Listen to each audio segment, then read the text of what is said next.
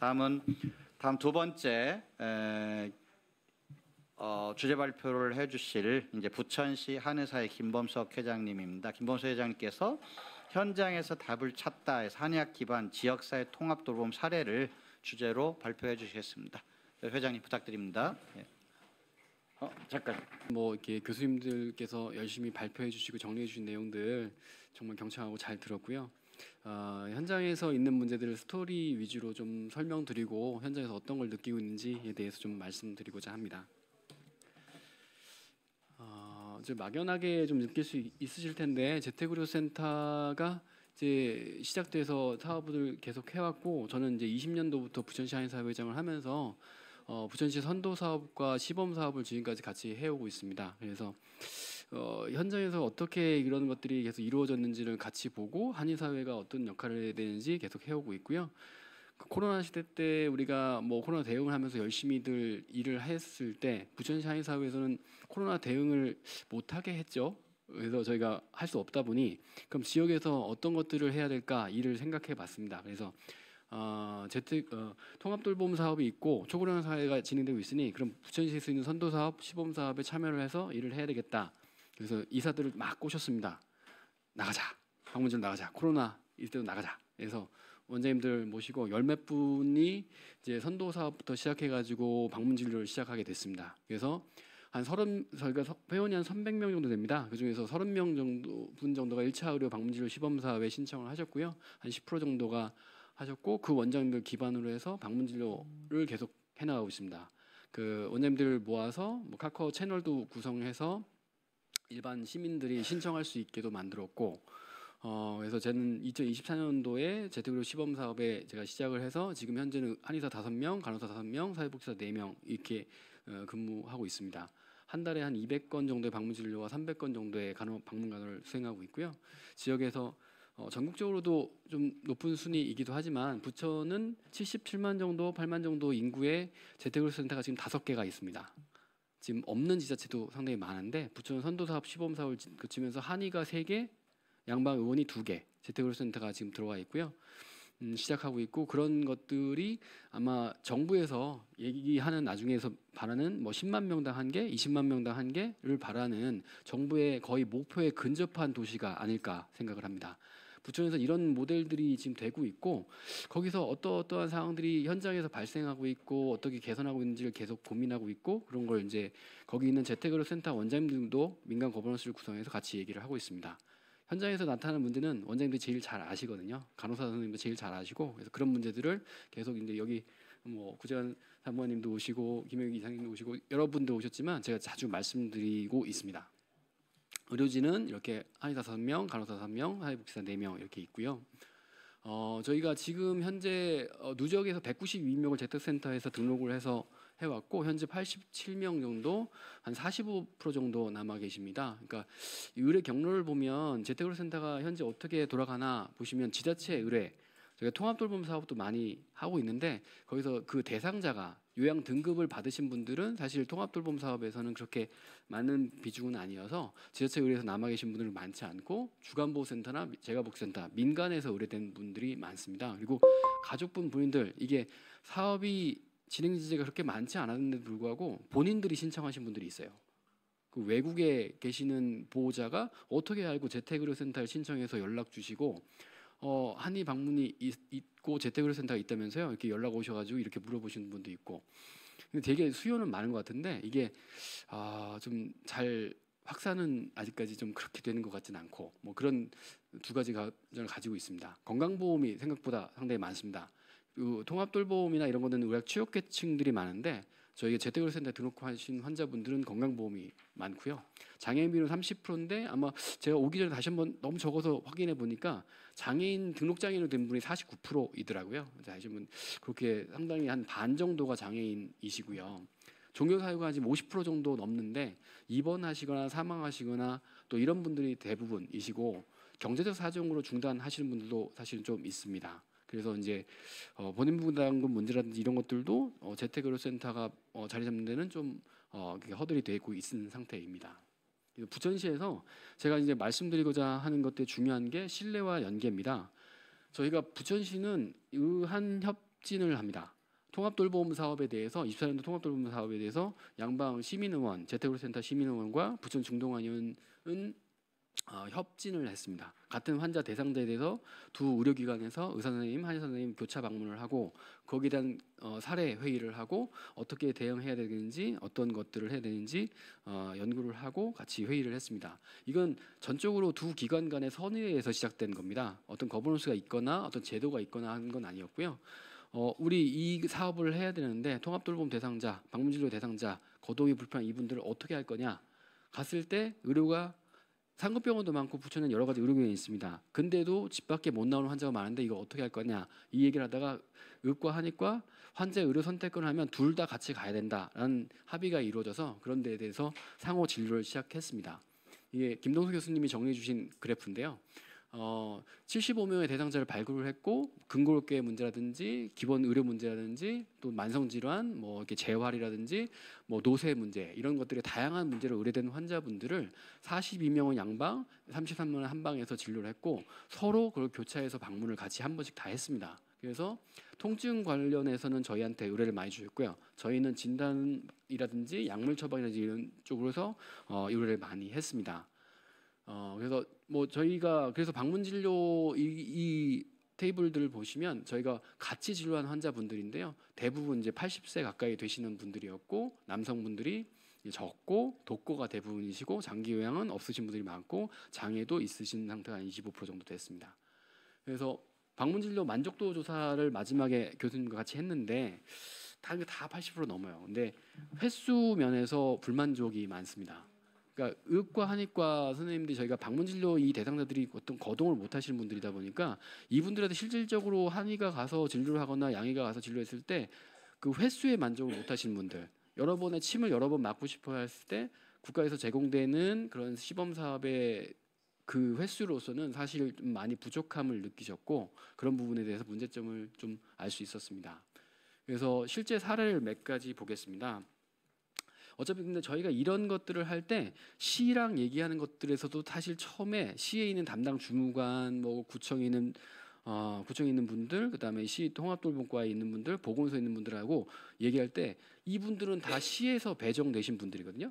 시에서 구에서 발굴해서 저희한테 통합돌봄 대상자로 발굴해서 보내주신 분들인데 이분을 한의로 보내야 될지 양의로 보내야 될지 이분들이 판단을 못 하셨어요.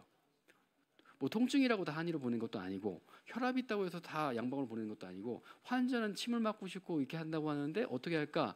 사실 이거를 나눠주는 그거를 결정을 하기가 공무원들을 하기가 너무 어렵습니다. 그래서 저희가 사례를 보내줘라. 그럼 의과 한의과가 같이 협의를 해서 이 사례를 보고서 누가 갈지 결정을 같이 한번 가보고서 결정하겠다. 이런 거버넌스를 만들었습니다. 그거를 만드는 데까지도 사실은 좀 시를 설득하는 데도 시간이 걸렸고 의과랑 하니까 저희가 협력하고 잘 안 싸우고 잘 아무 문제 없이 잘 해요를 담당자들한테 안심시키는 것도 시간이 걸렸습니다. 그게 되게 힘들었어요. 근데 결국에는 저희가 1년 이렇게 지내면서 같이 하고 나중에는 우리가 민간끼리 한 사업이었는데 시에서도 관심 보여주고 보건소에서도 오시고 통합돌봄과에서 오시고 회의에 자꾸 참여하고 이런 대상자들을 어떻게 배정할지에 대해서 통합 사례 회의에서 같이 결정한 구조가 형성됐습니다. 그래서 저희가 이런 사례를 만들었고요. 그러면 여기 지금 오늘 세 케이스를 얘기할 텐데 이분들이 다 공공에서 하는 사업의 대상자분들이에요. 저희가 재택의료센터는 이제 사실 민간으로 넘어온 사업이긴 하지만 통합돌봄 사업이나 돌봄지원법에 있는 대상자분들은 사실 공공에서 발굴하는 분들이거든요. 근데 그분들에 있는 사례가 사실 이분 같은 첫 번째 요 사례 같으면 80대 여성분이고 의료급여 환자분이신데 제가 의료급여 대상자인 거예요. 제가 의료급여 대상자 사업에서 저희한테 수술 후 후유증으로 의뢰가 왔어요. 양방에서도 가셨고 우리도 갔었고 그래서 같이 했는데 양방에서는 뭐 상급병원에서 다 처치하고 치료하고 온 건데 처방전도 상급병원에서 받고 있고 하니까 양방 선생님 봤을 때 큰 문제가 없다. 양방 재택의료센터에서 할 일이 없으니 한방에서 좀 봐주세요 하고 저희도 동의하고 갔어요. 그래서 통증 치료하고 고관절 수술 후유증에 대한 치료하고 이분이 장애도 있으셔서 청각장애도 있고 퇴행성 질환들도 있으셨거든요. 근데 그런 부분들을 저랑 간호사랑 같이 가서 해결을 좀 하고 침도 맞고 운동 치료도 해드리고 운동 지도도 해드리고 해서 상당 부분의 개선을 이루었습니다. 욕창이 있었던 것도 해결이 됐고요. 이렇게 환자가 재가 의료 대상자로 해서 발굴돼서 왔을 때 이렇게 양한방 협진해서 해결을 하고 현장에서 같이 협의해서 치료하는 케이스였습니다. 그래서 이분 같은 경우에 방문 진료 3월 달에서 6회에서 종결을 하셨고 지금은 재택의료센터로 저희에 등록해서 지금 치료 중이시고, 한의사 방문 진료로서는 진단, 보행평가, 게이트드 애널리시스에서 보고 적당 운동도 알려드리고 그걸 간호사가 다시 재교육하고 요양보호사한테도 재교육하고 해서 할 수 있게 하고, 욕창이 있었는데 그것도 드레싱 처치하고, 또 약제 관리 같은 것들은 양방에서 시민의원에서 와서 보고 가셨으니까 거기에 대한 말씀 주셨고 저희가 복약을 제대로 하셔라 라는 양약에 대한 복약 지도도 잘 할 수 있게 도와드리고 이렇게 했습니다. 간호사도 그런 한의 방문 진료와 양의의 그런 의료 시스템 다 알고 있기 때문에 두 역할을 수행하는데 무리 없이 수행을 하셨습니다. 그래서 진료를 받고요. 그다음에 뭐 이분 같은 경우에는 제가 뭐 다른 사례에서도 발표를 여러 번 했었는데 21년도 8월달에 중풍 후유증으로 동에서 발굴해서 저한테 의뢰가 왔던 환자분이신데, 제가 통합돌봄 사업을 시작하면서 처음 만나 뵀던 환자분이십니다. 사실은 지금은 이렇게 걷는 모습이 있지만 처음 만났을 때는 누워서 와상 상태였고 집 환경도 뭐 곰팡이 피는 비 오면 누전돼서 불을 못 켜는 그런 환경에 계셨고, 초등학교 미취학인 아이가 있었고 와이프도 그때도 이제 멍하니 앉아 있고 정말 이렇게 있는 분이었거든요. 지금은 정신장애 진단을 받으셔서 이제 국회 장애 이제 수급도 하시고 있는데 그 분이었어요. 그러니까 동에서는 중풍 후유증인데 사람이 못 움직여요라고 저한테 의뢰가 왔어요. 가보서 이거는 중풍 후유증 아닙니다. 신경계통 문제가 있고 그 부분 상급병원 진단 받으시고 진료해야 됩니다라고 했는데, 환자분이 119 타고 병원에 가도 다시 돌아올 돈이 없어서 못 하겠어요. 거부하시는 그 정도의 경제 사정이셨거든요. 그래서 구에서도 신경 써 주시고 저희도 민간 지원도 구하고, 사실 저희가 방문 진료를 거의 지금까지 한 200회 이상 방문을 했거든요. 그렇게 해서 치료하고 재단에서 후원받고 한약도 꾸준히 쓰고 이렇게 해서 지금은 FRS 점수가 14점에서 35점 정도로 뭐 기적이라고 할 수 있죠. 이렇게 회복된 예고요. 상급병원에서 진단받고 이렇게 하셨을 때도 해줄 게 없으니 뭐 이렇게 좀 항우울제 같은 걸 주시거나 이렇게 하신 정도까지 주고 약은 없어요라고 하고 집으로 보냈고, 이분도 어디 나가서 치료받을 수 있는 상황이 안 되는 거예요. 거동은 안 되고 누워 있는데 할 수가 없잖아요. 근데 한의 방문 진료는 있으니까 코로나 시절에 저희가 치료하고 매주 가서 치료하고 한 주에 한 번, 두 번 이렇게 치료 가서 절여요, 잠 못 자요 이렇게 하면 침 놔드리고 약 드리고 한약 드리고 이렇게 치료를 했습니다. 그래서 5년 지난 지금에서는 35점 이상으로 상향이 됐고 지금 교회도 가시고 애기랑 같이 산책도 할 수 있고 그 정도 상태까지 좋아지셨거든요. 이렇게 서서 걸어 다니세요. 물론 파행도 있고 떨리시고 하지만 지팡이 짚고 충분히 가능하신 상태까지 호전되신 분입니다. 이렇게 움직이세요. 지금 루게릭 환자가 이렇게 움직이시고 계시는 거예요. 5년 지났습니다.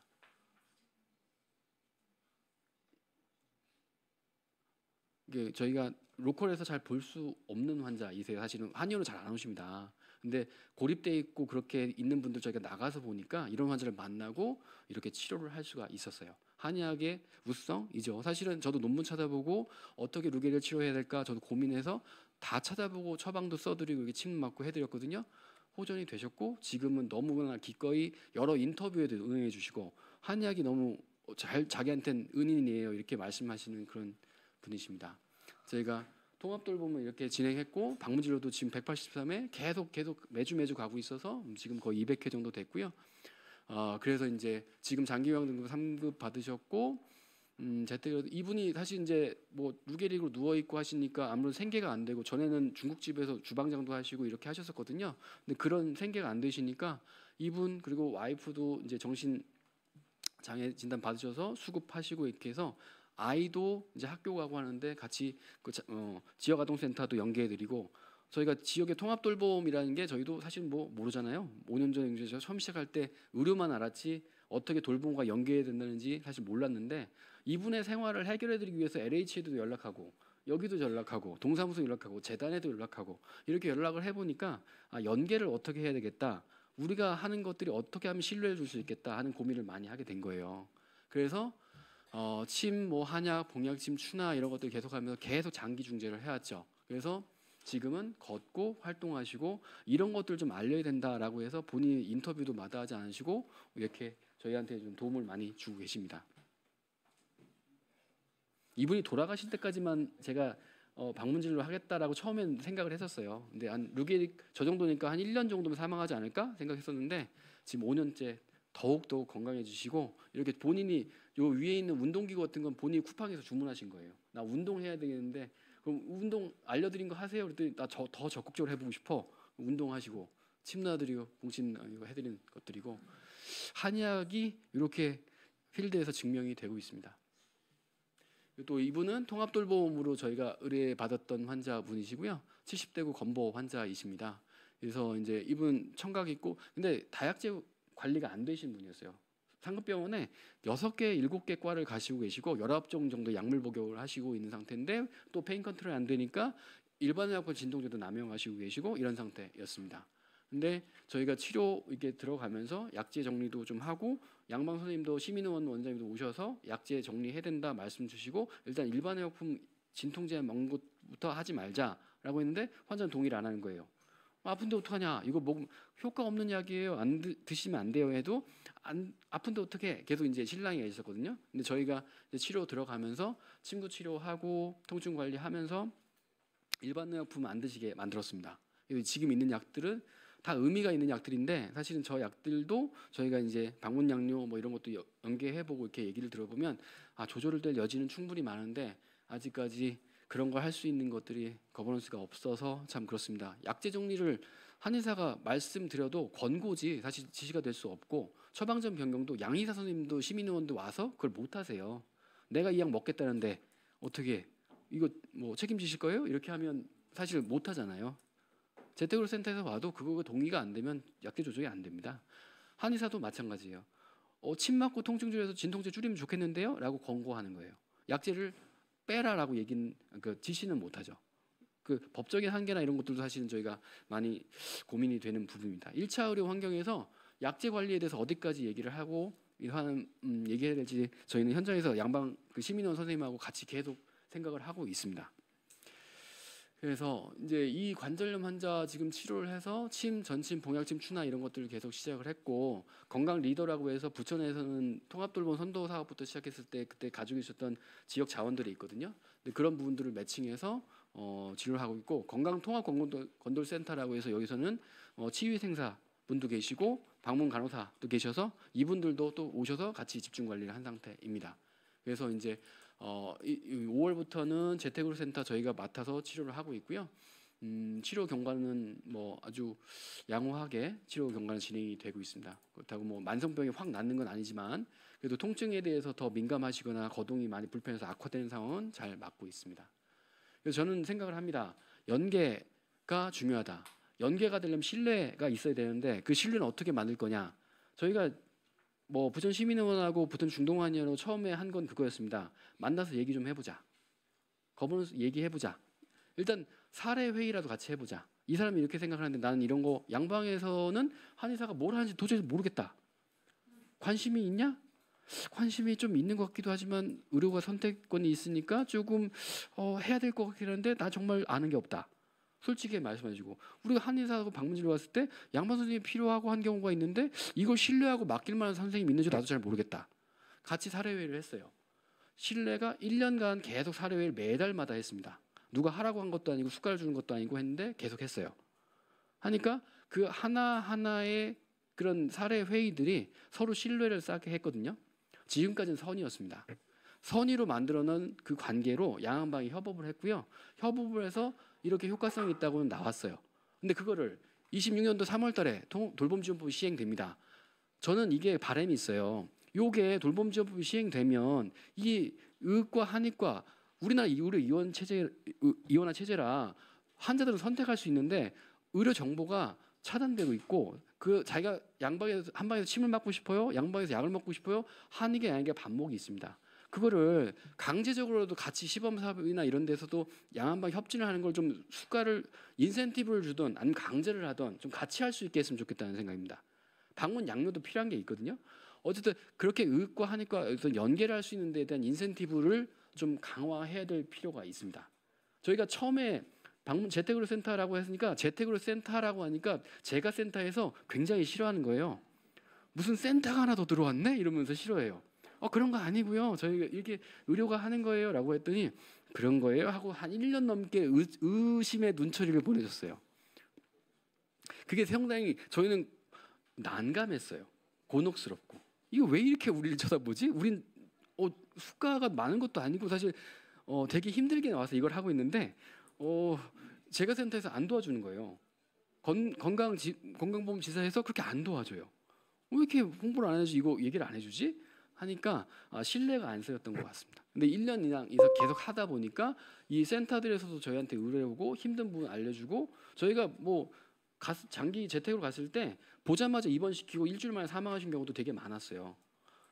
장기 요양 센터 그대로 놔두시면 사실 에이징 인플레이스 안 되거든요. 그런 부분들을 민민 연계, 민관 연계, 의안 협진 전부 다 이루어져야 될 되게 큰 과제라고 생각합니다. 여기 거버넌스를 이루고 계신 분이 많으니까 현장에서 볼 때는 이걸 제도화 좀 해서 수가를 주던 인센티브를 주던 좀 해서 한이 양이 협진하는 거에 대한 인센티브를 주시고 재가센터나 이런 기관하고 재택의료 센터나 이런 데랑 협업하는 거 민간에서 하는 거 협업하는 거 좀 인센티브를 주시거나 이런 어떤 방안을 좀 만들어서 내년에 시작되는 돌봄지원법에 좀 반영을 해주셨으면 감사하겠습니다. 네, 알겠습니다. 예, 김범석 회장님 감사합니다. 실제 그 제목처럼 저희 보니까 우리 그 통합돌봄의 현장의 실제 답이 아주 잘 풀어 놓으신 것 같아요.